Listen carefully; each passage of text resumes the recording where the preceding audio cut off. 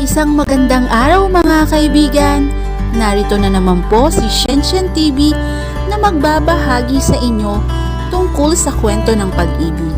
Pero kung bago ka pa lamang sa aking YouTube channel, paki-like lang po ng ating video, paki-click na rin ang subscribe button at ganon din ang bell icon para lagi kayong updated sa mga paparating ko pang mga uploads. At tignan mo nga yung ilalim ng mga mata mo. Sangkaterbang concealer yata ang kailangan mong ilagay dyan. Para lang takpan ang pangingitim niyan. Tell me, anong problema? Ano bang bumabagabag sa'yo? Dahil alam niyang hindi siya tatantanan nito sa kanyang estado. Sa tingin niya ay kailangan niyang mailabas ang nararamdaman. So, she decided to finally reveal what happened. Oh my God, sabi ko na nga ba eh. Walang kwenta talaga ang lalaking yun. Galit na reaksyon ni Carly patungkol kay Todds matapos marinig ang salaysay niya. Mabuti na lamang nakita siya ni Will. Kung hindi, patuloy ka pa rin lolokohin ang hayop na yon. Ewan ko, Carly. Hindi ko na alam kung sino o anong paniniwalaan ko. Ang hirap-hirap eh. Naguguluhan ako.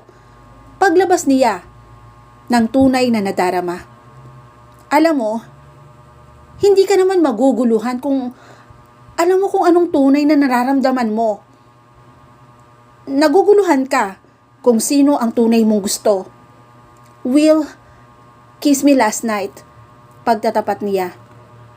And I can't help but feel guilty right now because I know that I shouldn't have kissed him back. But you did, git nito. Bakit hindi mo aminin sa sarili mo na gusto mo rin si Will? What's stopping you? You know that I am a relationship with Todds. Do you think it is that easy for me to admit that I like another guy? Pero niloloko ka lang ni Todds. What's the use of holding on to him?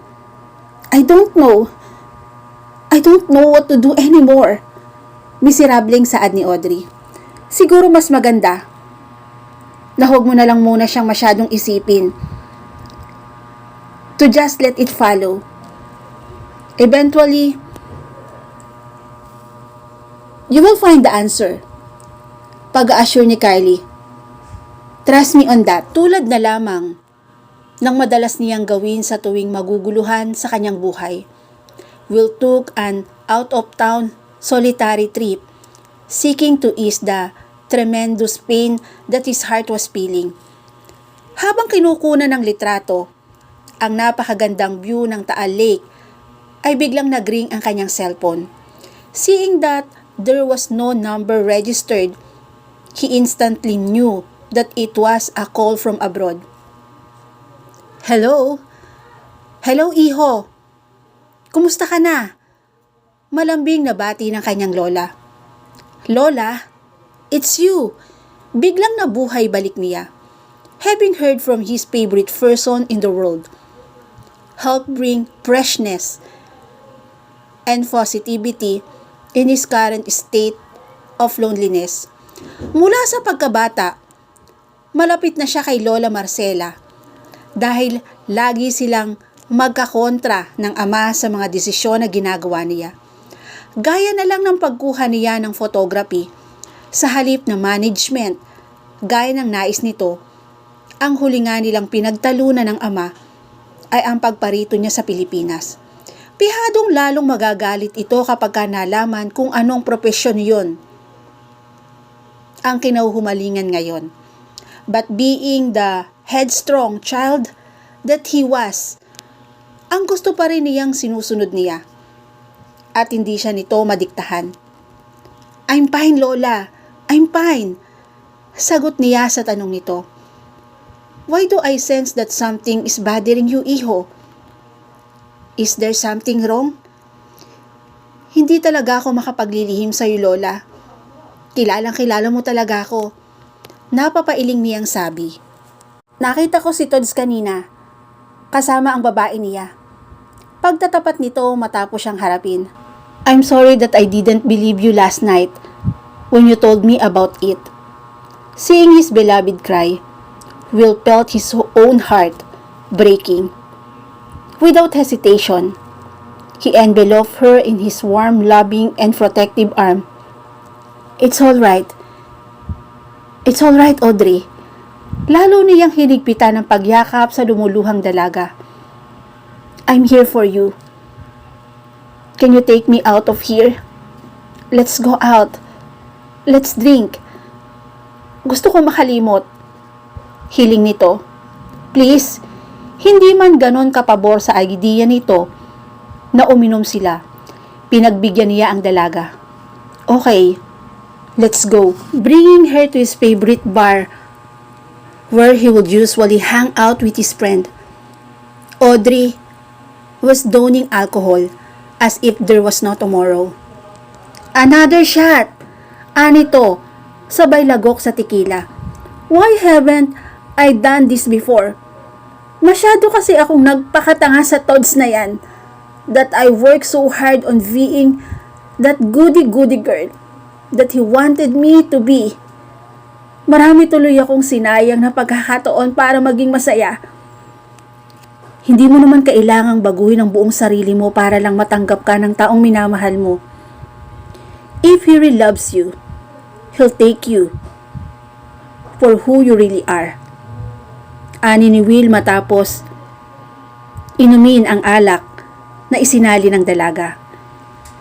Yan naman ang nagustuhan ko sa iyo eh. You are very open-minded. Tumayo ito mula sa kinauupuang stock at hinila ang kamay ng binata. Tara, let's dance. Ha? Tatanggi pa sana si Will nang tuluyan siyang hilahin ni Audrey patungo sa dance floor kung saan ay halos magwala na ang dalaga sa kasasayaw. I feel so free! Sigaw nito sa gitna ng ingay ng tugtog. Audrey, I think we better sit. Suhestyon niya. Matapos ilang beses, magmuntikang ma-out of balance ang dalaga sa labis na kalasingan. Subalit sadyang makulit ito. No! Let's dance! I wanna dance! Sa kasasayaw nito, hindi nagtagal, ay nakaramdam ito ng pagkahilo na naging dahilan ng pagbulwak ng suka nito sa gitna ng dance floor. Are you okay? Puno ng pag-aalalang tanong ni Will habang pinupunasan ng sariling panyo ang bibig nito. Hindi na halos makasagot ang dalaga sa tindi ng pagkalasing, kaya minabuti na niyang ilabas ito habang humihingi ng dispensa sa mga taong natalsikan ng suka nito. No! I wanna drink! I wanna drink tequila, please! Bartender! Mabulol-bulol na sabi nito habang inaalalayan niya sa paglabas ng bar ang babae. Okay, you'll have your drink later. Sagot na lamang niya upang hindi na ito magpumilit pang bumalik muli sa loob ng bar. Wait! Is this my car? Why I'm not driving? Pagdedemand nito matapos niya itong iupo sa passenger seat ng sariling sasakyan. Because you have to take a rest. Just let me be the one to drive. Mahinahong tugon niya habang binubuhay ang makina ng sasakyan. Who are you? I'm Will. Napangiti siya. Ni minsan ay hindi pumasok sa isipan niya na masaksihan niya si Audrey. Ang estado nito. Will, the photographer and my neighbor? Yeah, that's me. Tell me, Will, why do you care so much for me? Do you love me? Hindi man inaasahan ang tanong nito, ay sinugot pa rin yun ng binata. Yes, I do. I do love you. Alam mo, sa buong buhay ko, ikaw lang nakapagpadama sa akin ng ganyan. Kahit na sa mga magulang ko, hindi ko naramdaman yan eh. They left me under the care of my aunt so they could work in the state. All my life, I felt so alone, always wondering how it is to be loved and taken care of. That's why when Todd's come into my life, I held on so much to him kasi natatakot akong muling mag-isa. As Will watched and listened to her heartbreaking admission of her true feelings, the protective attachment he felt for her even increased. Don't worry. From now on, you'll never be alone. Arriving at their place, Will had to carry Audrey as she fell soundly asleep during the trip home. Good evening po, sir. May nangyari po ba kay ma'am? Curious na tanong ng gwardya habang nakasunod sa kanya upang mag-assist. O wala naman, she just fell asleep. Sinabi na lamang niya habang sumasakay sa loob ng elevator. Hindi na muling nagtanong pa ang gwardya, pero alam niya sa pagtingin pa lamang nito sa kanilang dalawa ay may kung anuman ang umaandar sa isipan nito. Adjusting his hold on her body, he got out of the elevator followed by the guard who opened the door of his pad for him. Matapos niyang pasalamatan ito, ay isinara na lamang ng gwardya ang pinto. He headed straight to his bedroom. Dahan-dahan niyang inilapag ang natutulog na babae sa kanyang kama. He took a basin half filled with water and a paste towel from his bathroom, and he began to wipe her face gently. How could anyone not love such a beautiful and kind woman? Hindi niya maiwasang magpasalamat na rin kay Todds, dahil kung hindi sa ginawa nito ay hindi niya magiging malayang maipadama ang pagmamahal para sa dalaga. Will, don't leave me. Please, don't leave me. Ungol nito. No, I won't leave you. I'm just here. Hinawakan niya ang kamay nito at dinampian ng halik ang noo nito. Ilang sandali pa, nagdesisyon siyang tabihan ito sa kama.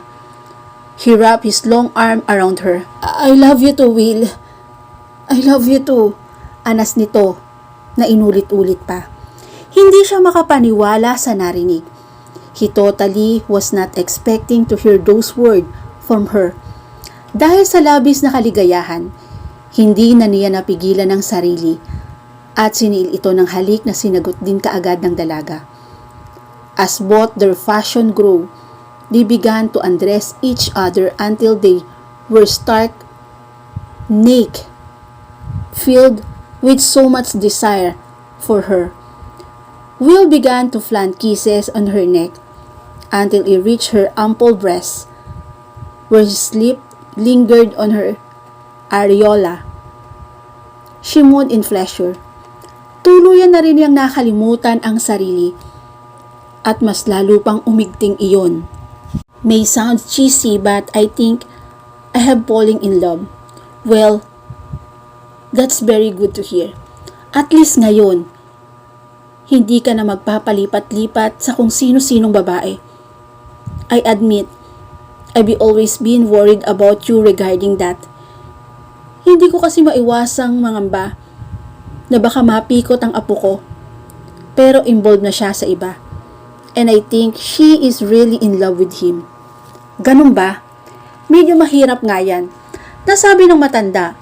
Pero siguro naman she is not the last woman you gonna love.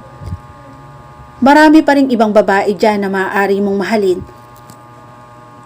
I don't know, Lola. She is really different. I've been with so many girls but this is the first time I ever felt this way. Hindi ko akalain na magagawa kong magmahal ng ganito. Nakakatuwa naman. Hindi ko akalain na maririnig ko ang mga salitang yan galing sa'yo. Pagtatapat nito, napaka-espesyal siguro ng babaeng ito para mapatino ang isang wild child na katulad mo. Yeah. Napatino nga ako. Maayos na ang buhay ko ngayon. I have a career that give me the fulfillment.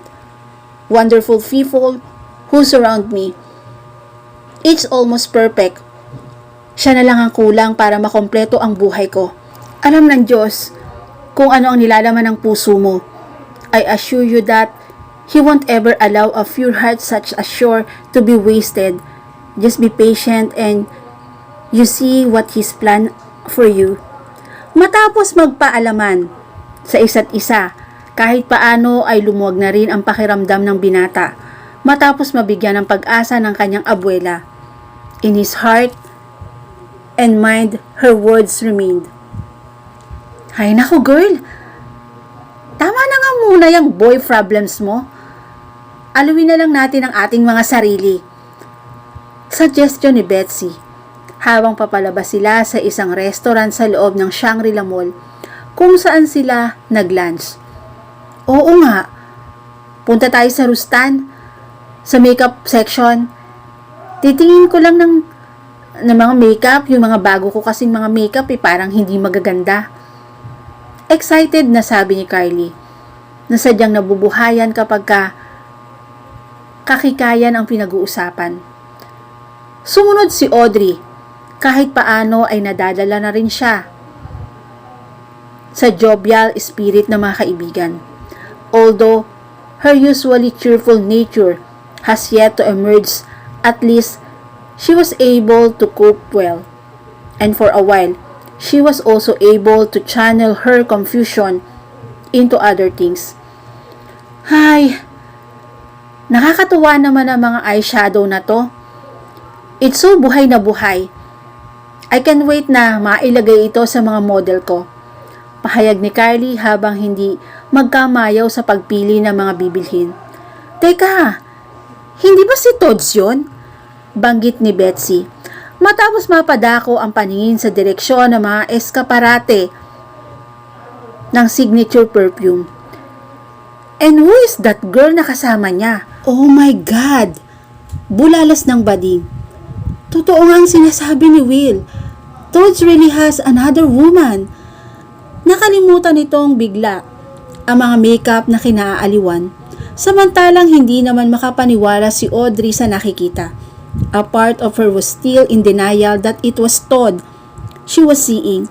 But when she got a better view of his face, as he looked lovingly at the woman he was with, that when she got to admit to herself that it was indeed true, her boyfriend was cheating on her. Imbis na sundin ang kanyang instinct at suguri ng mga ito, ay pinili niyang labanan yon at tumakbo na lamang palayo upang hindi na rin makalika ng anumang eksena. Audrey, wait! Tawag ni Betsy habang papatakbong nakasunod sa kanya. But she did not stop. With tears in her eyes, she rushed out of the place, away from the man who broke her heart. Matapos makapag-isip-isip, napagdesisyonan ni Will na puntahan si Audrey sa unit nito. Kailangan nilang pag-usapan ang mga nangyari sa kanila ng nakaraang gabi. Passing by her unit, there was a momentary reluctance that he felt, but instead of giving in, he pushed through with his earlier plan and knocked on her door. Makalipas ang ilang katok, ay bumukas ang pinto at laking pagkabigla niya nang bumungad sa kanya ang itsura ng dalaga na mukhang kagagaling lamang sa pag-iyak. Ano nangyari sa'yo? Is there something wrong? Puno ng pag-aalala niyang tanong. I'm sorry, Will. I'm sorry. Tanging sagot ng dalaga na pilit na nilalabanan ng luha. Sorry for what? Naguguluhang balik niya. Hindi ka agad nakasagot si Audrey.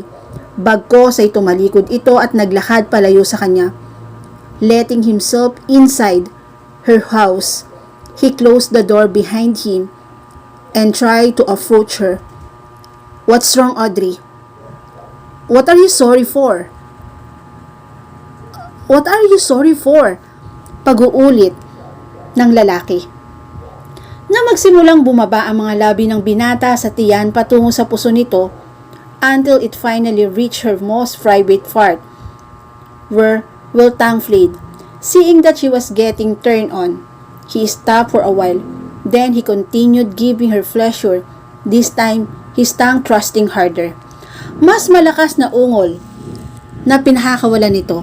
Hindi nagtagal ay tuluyan na rin silang naging isa. It was not only their bodies that were in union, their spirit were fully giving and trusting. And for the first time, Will felt what making love truly means. At dito na po nagtatapos ang 7 kabanata ng aking kwento. Muli po ay samahan niyo po ako muli sa susunod pang kabanata. Thank you for watching and God bless all.